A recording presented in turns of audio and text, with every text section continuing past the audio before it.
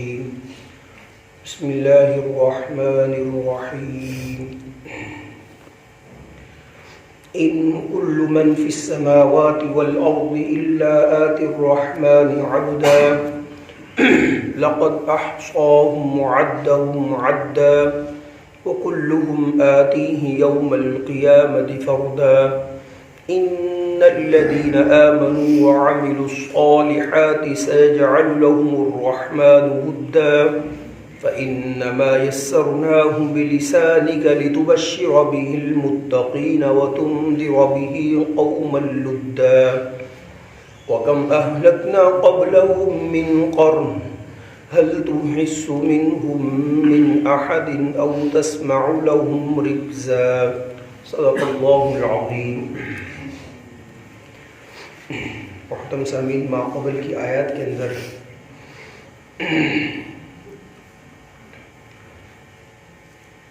اس بات کا تذکرہ ہوا،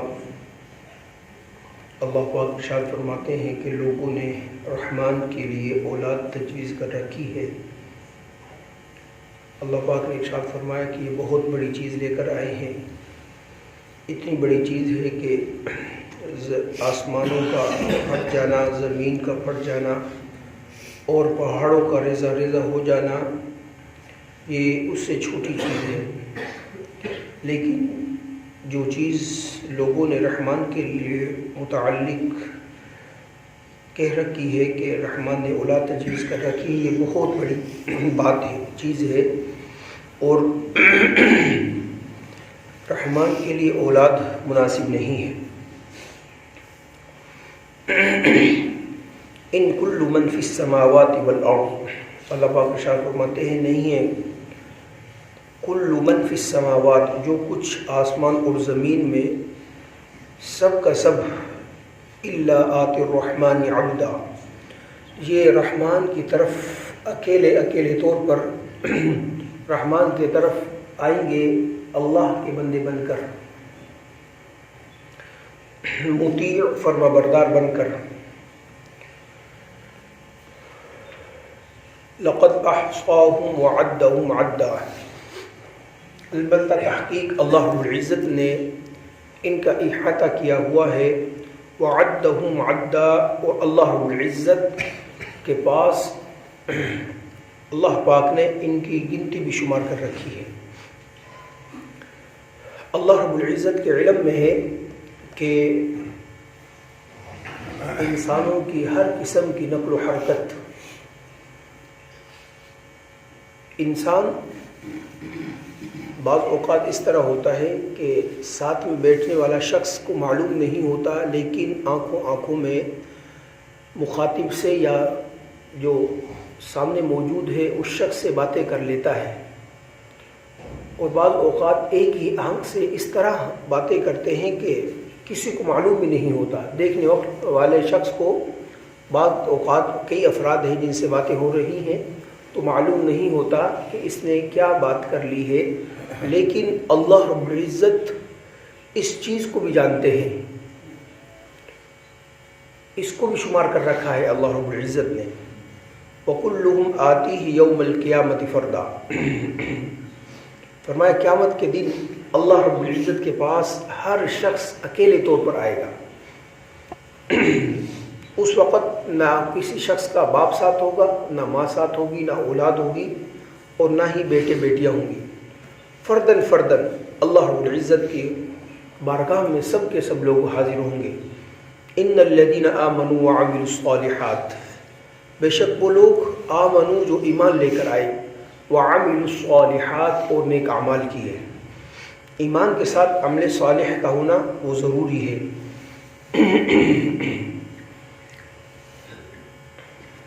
روایات میں آتا ہے کہ کل قیامت کے دن اللہ رب العزت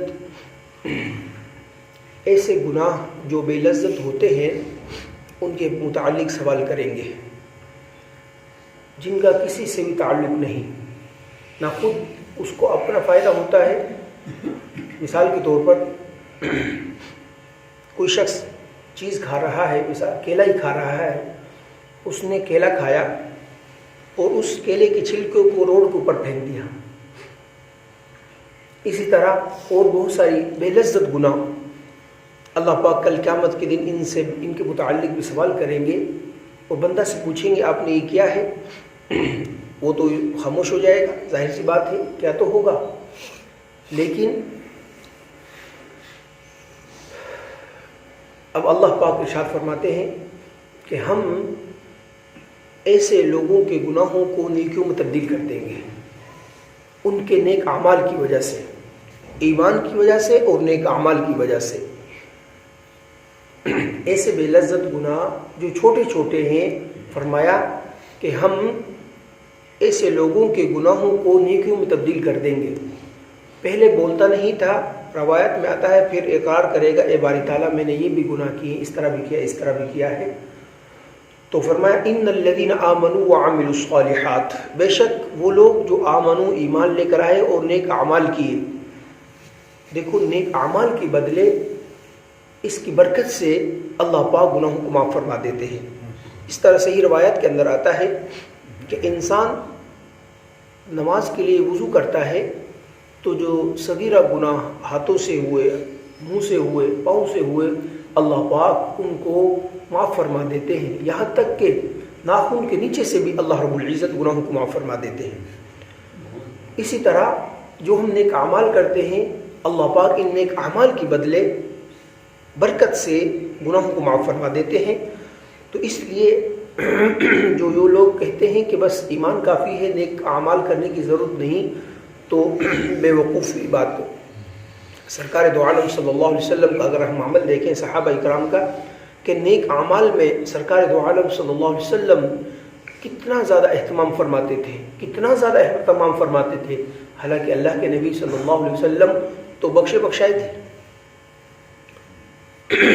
صحابہ اکرام کس طرح بظاہر جو چھوٹی چھوٹی نیکیاں ہمیں نظر آتی ہیں ان کی طرف لپکتے تھے. تو اس لیے میرے عزیز دوستو، ایمان کے ساتھ عمل صالح کا ہونا وہ ضروری ہے. سَيَجْعَلُ لَهُمُ الرَّحْمَنُ وُدًّا، ان قریب اللہ رب العزت ان سے محبت فرمائیں گے. ہم نے کل کے درس میں بھی یہ بات پڑھی کہ اللہ پاک ان سے محبت اس طرح فرمائیں گے، ان کو دوست بنا لیں گے اور یہ اللہ رب العزت کی بارگاہ میں سفارش کریں گے. فَإِنَّمَا يَسَّرْنَاهُ بِلِسَانِكَ، بس بے شک یسرناہ ہم نے آسان کر دیا آپ کی زبان پر اس قرآن کریم کو. کیوں؟ لِتُبَشِّرَ بِهِ الْمُتَّقِينَ، تاکہ آپ اس قرآن کریم کے ذریعے سے ایمان والوں کو خوشخبری سنائیں. اللہ پاک نے قرآن کریم کا نزول کا مقاصد میں سے ایک یہ بھی بیان فرمایا ہے کہ جو ایمان والے ہیں اللہ کی مان کر زندگی گزارتے ہیں، من چاہی زندگی نہیں گزارتے بلکہ رحمان چاہی زندگی گزارتے ہیں، ان کے لیے پیارے حبیب صلی اللہ علیہ وسلم آپ کیا کر دیں؟ خوشخبری سنا دیں. دوسرے مقام کا کیا ارشاد فرمایا؟ یا ایھا النبی، اے نبی جی، انا ارسلناک، ہم نے آپ کو مبعوث کیا ہے، بھیجا ہے، شاہدا ومبشرا ونذیرا، آپ خوشخبری بھی سنائیں اور ڈرائیں بھی. یہاں پر بھی یہی فرمایا کہ قرآن کریم کو ہم نے آپ کی زبان پر آسان کر دیا ہے، لِتُبَشِّرَ بِهِ الْمُتَّقِينَ، تاکہ آپ خوشخبری سنائیں اس کے ذریعے ایمان والوں کو، وَتُنذِرَ بِهِ قَوْمًا لُدًّا، اور ڈرائیں ایسی قوم کو جو جھگڑالو ہے، جھگڑالو قسم کی قوم، ایسی قوم کو آپ ڈرائیں اس قرآن کریم کے ذریعے سے کہ اللہ رب العزت کی گرفت بڑی سخت ہے، اللہ کی پکڑ بڑی سخت ہے. اللہ اکبر. جو رات ہوا ہے سب نے دیکھا ہے، سب کے سامنے ہے کہ ایک سیکنڈ بھی نہیں سب کے سب لوگ اللہ اللہ اور کلمے کا ورد کرتے ہوئے سب کچھ مال و متاع کو چھوڑ کر باہر نکل آئے. اکثریت، بہت سارے تو آل اولاد کو چھوڑ کر باہر نکل آئے، ہر انسان کو اپنی پڑ گئی. تو بس یہی صورتحال ہے میرے عزیز دوستو، بس یہی حقیقت ہے ہماری. اللہ نے ایک اور موقع دے دیا الحمدللہ، ورنہ جس سختی کے ساتھ، شدت کے ساتھ آیا ہے آپ حضرات، اصل میں بالکل بیٹھا ہوا تھا، مطالعہ کر رہا تھا، تو ہر انسان کی اپنی کیفیت ہوتی ہے. کوئی کسی بھی، میں زمین پر ہی بیٹھا تھا، بس میں قرآن کریم کا ہی مطالعہ کر رہا تھا، تو بس ادھر کمرے کے اندر ہی تو بہت سختی کے ساتھ مجھے محسوس ہوا ہے، ہر انسان کو ہوا ہے. تو اللہ پاک نے ایک اور موقع دیا ہے کہ انسان لوگوں سمجھ جاؤ، ورنہ اللہ کی گرفت سے کوئی نہیں بچ سکا، نہ کوئی بچ سکتا ہے۔ لہذا عافیت، خیریت اسی میں ہے کہ ہم سب مجموعی طور پر، اجتماعی طور پر جس طرح اللہ رب العزت کے حدود کو ہم پامال کر رہے ہیں، اسی طرح اجتماعی طور پر اللہ رب العزت سے پکی تھکی توبہ مانگیں، پکی سچی توبہ کریں، تبھی عافیت ہے، ورنہ عافیت والا معاملہ نہیں ہے۔ یہ تو ابھی ایک ہے، کیا پتہ کتنے اور آنے والے ہیں، اللہ پاک بہتر جانتے ہیں۔ بہرحال اللہ پاک سب کی حفاظت فرمائے۔ اللہ سے عافیت مانگنی چاہیے ہر وقت۔ جانا تو ہے لیکن میرے پیارے حبیب صلی اللہ علیہ وسلم نے اچانک موت سے بھی پناہ مانگی ہے، اچانک موت سے بھی پناہ مانگی ہے۔ آپ جانتے ہیں نا کہ یہ ایسی حالت تھی، ابھی کل کا ہی کیسی حالت تھی کہ انسان کے حواس کیا ہو گئے، تقریباً گم ہو گئے، پتہ ہی نہیں چلا۔ خیر جو اللہ والے ہیں اور جو نیک لوگ ہیں وہ تو ان کے فوراً زبانوں پر کلمہ طیبہ جاری ہو گیا، لیکن اکثریت کیا ہوتی ہے، اس وقت حواس کھو بیٹھتی ہے، کیا کرے کیا نہ کرے، اتنے میں بس کام تمام ہو جاتا ہے۔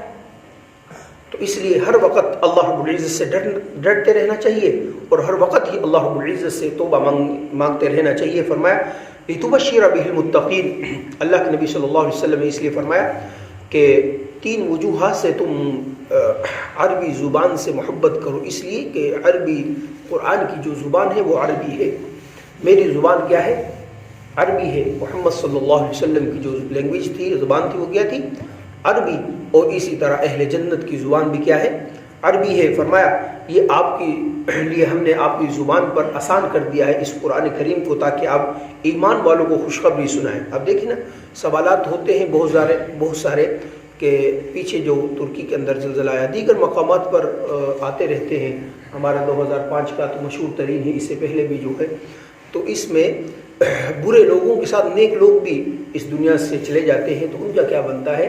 تو ایمان والے ہیں، اللہ رب العزت ایمان کی برکت سے آخرت میں ان کو جو ہے نا جزا عطا فرمائیں گے۔ لیکن جو کافر ہیں، جو غیر مسلم ہیں اور جو فاسق ہیں، اللہ پاک ان کے گناہوں کی وجہ سے یہ زمین لرز اٹھتی ہے، لیکن پستے وہ بھی لوگ ہیں جو گناہگار نہیں ہوتے، نیک لوگ۔ بہرحال اللہ پاک اپنی طرف سے اپنی شان کے مطابق ان کو اجر عظیم عطا فرماتے ہیں۔ تو فرمایا اس قرآن کریم کو ہم نے آپ کی زبان پر آسان کر دیا ہے تاکہ آپ ایمان والوں کے لیے کیا کریں، خوشخبری سنائیں اور ایسی قوم کو ڈرائیں، قوم اللدہ، جو کیا ہے، جھگڑالو ہے۔ سعید ابن مسیب رحمہ اللہ یہ فرماتے ہیں کہ میرے والد محترم کا نام تھا، میرے ذہن سے خیر نکل گیا ہے، تو ان کا نام کچھ ایسا تھا جس کے معنی صحیح نہیں تھے۔ تو پیارے حبیب صلی اللہ علیہ وسلم کی خدمت اقدس میں جس وقت وہ آئے تو اللہ کے نبی صلی اللہ علیہ وسلم فرمایا اپنے نام کو تبدیل کر لو۔ بہت سارے صحابہ اکرام کے نام کو تبدیل کیا جن کے معنی غلط تھے، اور اسی لیے آج بھی جب نام رکھیں ہم نے اپنی اولاد کے تو ایسے نام رکھیں جن کے معنی اچھے ہوں۔ ہم دیکھتے نہیں، بس یہ دیکھتے ہیں، ہمارے ہاں آج ایک رواج چل چکا ہے کہ ایسا نام رکھیں گے جو کسی کا نہ ہو، معنی کی طرف نہیں دیکھتے، بس یہ کسی کا نہ ہو۔ حالانکہ حکم کیا ہے کہ اپنے بچوں کے نام وہ کیا ہے، اللہ رب العزت کے جو اسماء صفاتی ہیں ان پر رکھیں، عبد الحق، عبد الاحد وغیرہ وغیرہ، عبد الباری، عبد الوہاب، عبد الرزاق، اس طرح۔ پھر انبیاء علیہ السلام کے ناموں پر نام رکھیں، اسی طرح صحابہ اکرام رضوان اللہ علیہم اجمعین کے ناموں پر اپنے نام رکھیں، اسی طرح صحابیات کے ناموں پر اپنی بچیوں کے نام رکھیں، ارد گرد نہ جائیں۔ تو خیر اللہ کے نبی صلی اللہ علیہ وسلم نے ان کا نام تبدیل کرنے کا کہا تو انہوں نے کہا کہ میرے باپ نے، میرے والدین نے میرا نام یہ رکھا ہے، آپ تبدیل نہیں کر سکتے۔ تو طبیعت کے اندر کیا تھی، سختی تھی۔ تو سعید ابن مسیب رحمہ اللہ جو تابعی ہیں، وہ انہوں نے فرمایا کہ ہماری طبیعت کے اندر بھی سختی ہے، جو ہمارے آباء و اجداد کی طبیعتوں کے اندر سختی تھی وہی سختی ہمارے اندر بھی ہے۔ مکہ کے رہنے والے تھے آپ حضرات، جو گئے ہیں مکہ المکرمہ کے اندر آپ نے دیکھا ہے ابھی تک وہاں پر یہ سختی موجود ہے۔ مدینہ کے لوگ نرم دل تھے اور وہاں پر آج بھی جائیں تو ایک خاص قسم کی فضا ہے، ایسے آپ کو محسوس ہوگا کہ آپ اپنے گھر کے اندر ہی آتے ہیں۔ تو خیر فرمایا وَتُنذِرَ بِهِ قَوْمًا لُدًّا، آپ ڈرائیں ایسی قوم کو جو جھگڑالو ہے، سخت ہے۔ وَكَمْ أَهْلَكْنَا قَبْلَهُمْ مِنْ قَرْنٍ، اللہ پاک ارشاد فرماتے ہیں کہ ہم نے ہلاک کر دیا قبلہم من قرن، اس سے پہلے کتنی ہی قوموں کو۔ هل تحس منهم من احد، کیا آپ شمار کر سکتے ہیں، محسوس کر سکتے ہیں ان میں سے کسی ایک کو؟ او تسمع لهم رکزا، رکزا کہتے ہیں جو پاؤں کی آہٹ ہوتی ہے نا، پاؤں چلنے کی وجہ سے جو ایک خاص قسم کی آواز آتی ہے، آہٹ ہوتی ہے، اس کو کہتے ہیں رکزا۔ کہ آپ سنتے ہیں ان لوگوں کی جن کو ہم نے ہلاک کر دیا ہے، پاؤں کی آہٹ کو بھی نام و نشان ختم ہو گئے۔ اس لیے میرے عزیز دوستو عافیت اسی میں ہے کہ انسان مسلمان بالخصوص وہ اللہ رب العزت کے مکمل طور پر فرما بردار بن کر زندگی گزارے۔ جو پہلی آیت تھی ان کل من فی السماوات والارض الا آتی الرحمن عبدا، اس کے تحت علماء مفسرین نے یہ بات لکھی ہے کہ 24 گھنٹے کے وقت میں ہر انسان کے ساتھ اللہ رب العزت کے 24 فرشتے ہوتے ہیں جو انسان کی حفاظت کرتے ہیں۔ 10 فرشتے رات کے ہیں، نماز کے فجر کے ٹائم ان کا ڈیوٹی تبدیل ہو جاتی ہے۔ 10 فرشتے دن کے ہیں، 4 فرشتے جو ہے نا کرامن کاتبین ہیں، 2 رات کے 2 دن کے، یہ کل 24 فرشتے ہر انسان کے ساتھ ہیں جو انسان کی حفاظت پر معمور ہے اللہ رب العزت کی طرف سے۔ آپ جان لیں، آپ اندازہ لگائیں کہ کتنے انسان ہیں اس وقت، کتنے انسان چلے گئے، کتنے آنے والے ہیں، پھر صرف انسانوں کے ساتھ نہیں جنات کے ساتھ بھی ہیں، کتنے اللہ رب العزت کی مخلوق ہے فرشتوں کے اعتبار سے۔ پھر صحیح روایت میں ہے جس طرح بیت اللہ ہے اسی کے سے اوپر آسمان پر جو ہے نا 7ویں آسمان پر کیا ہے؟ بیت المعمور ہے جو فرشتوں کا کعبہ ہے۔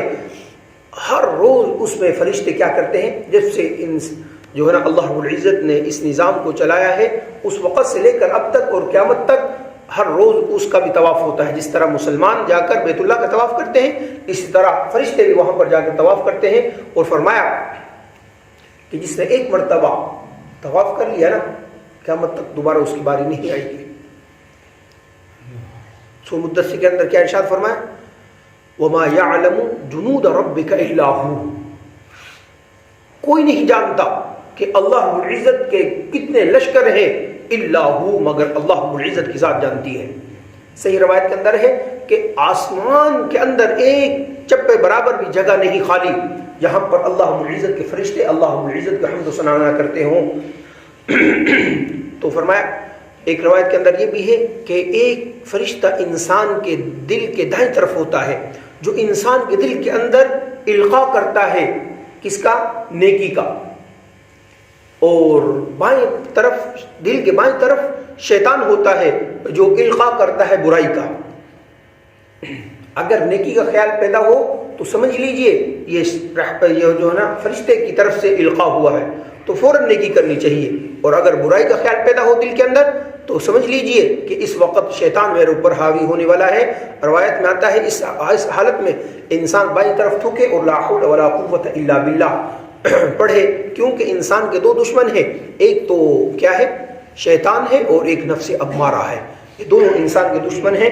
تو فرمایا کہ ہر جو کچھ آسمان و زمین کے اندر ہے الا آتی الرحمن عبدا، سب کے سب یہ جو ہے نا اللہ رب العزت کے بندے بن کر اللہ رب العزت کی خدمت اقدس میں حاضر ہوں گے۔ اللہ رب العزت سے دعا ہے کہ اللہ پاک مجھے اور آپ کو قرآن کریم کے اوامر پر عمل کرنے کی توفیق عطا فرمائے، نواہی سے بچ کر زندگی گزارنے کی توفیق عطا فرمائے، آمین۔ وما علینا الا البلاغ۔